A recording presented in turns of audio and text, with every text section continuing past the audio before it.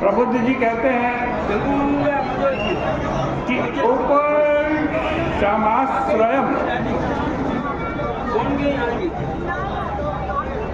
गुरु को शांत वृत्ति का भी होना चाहिए,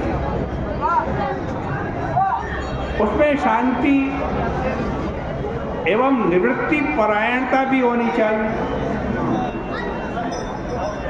मनुष्य ऐसे ही गुरु से भागवत धर्म की शिक्षा ग्रहण करे और छल कपट छोड़ करके उनकी सेवा करे। गुरु जी की सेवा करोगे, गुरु जी की सेवा से ही भगवान प्रसन्न होंगे। गुरु से यह सीखना चाहिए कि मन सब जगह असंग कैसे रहे। असंगता की प्राप्ति के लिए पहले संत का संग करें, उसके बाद दया करें। ये दया करना भी सीखने की वस्तु है, बिना सीखे दया मत करना। बिना सीखे दया करने जाओगे तो राजा भरत की तरह आसक्ति हो जाएगी। किसी से मित्रता करनी है, वो मित्रता भी गुरु से सीख के करें, अपने आप मित्रता ना करें।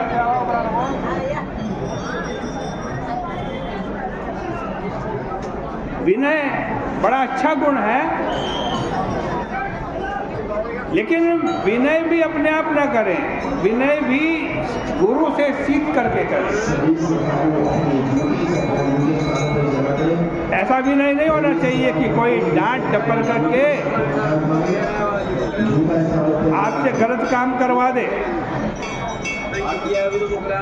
अथवा दुराचार में प्रवृत्त हो जाना पड़े।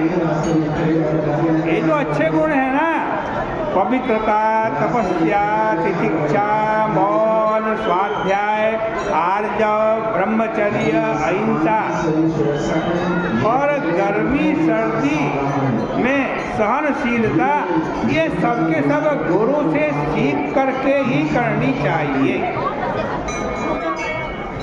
देखो क्या हुआ, किसी को एक दिन जोश आया और जाकर गंगा यमुना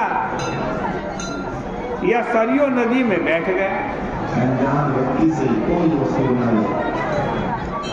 सर्दी के दिन थे, सोचा गंगा यमुना सरस्वती नदी के तट पर बैठ करके बड़ा पुण्य मिलेगा, लेकिन उसको निमोनिया हो गया।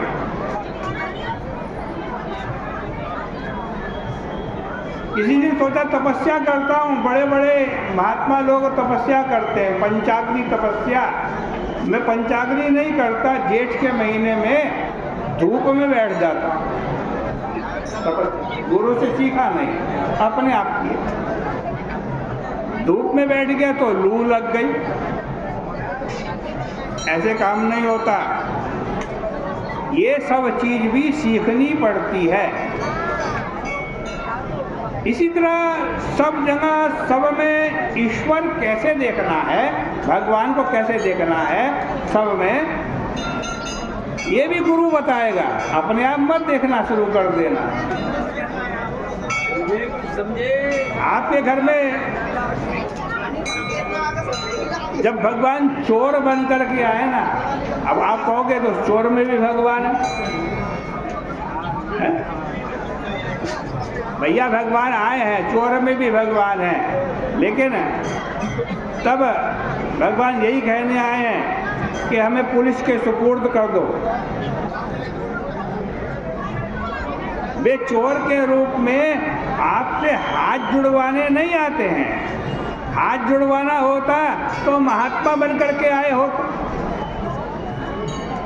प्रबुद्ध जी कह रहे हैं कि राजन, मनुष्य एकांत में कैसे रहे,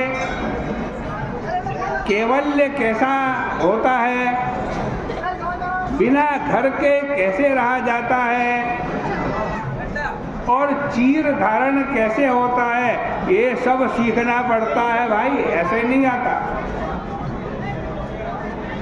भागवत शास्त्र में श्रद्धा है, किसी की निंदा न हो, मनो वाक कर्म दंड श्रवण कीर्तन ध्यान यज्ञ दान तप कैसे भगवान के प्रति अर्पित होते हैं, ये भी गुरु से सीखना पड़ता है।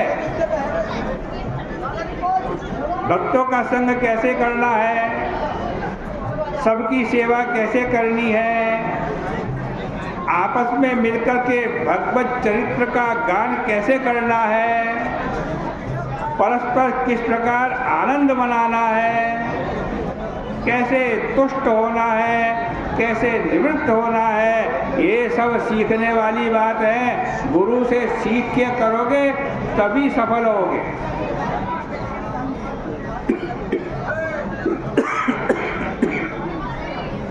कह रहे प्रबुद्ध जी, राजन, समस्त पापों का निवास करने वाले भगवान श्री कृष्ण का स्मरण करना और दूसरों को उनका स्मरण कराना, उनके स्मरण से भक्ति होती है। भक्ति से प्रतिबंध मिट जाते हैं और फिर सहज भक्ति का उदय हो जाता है। भक्त्या संजातया भक्त्या, भक्ति से ही भक्ति उत्पन्न होती है।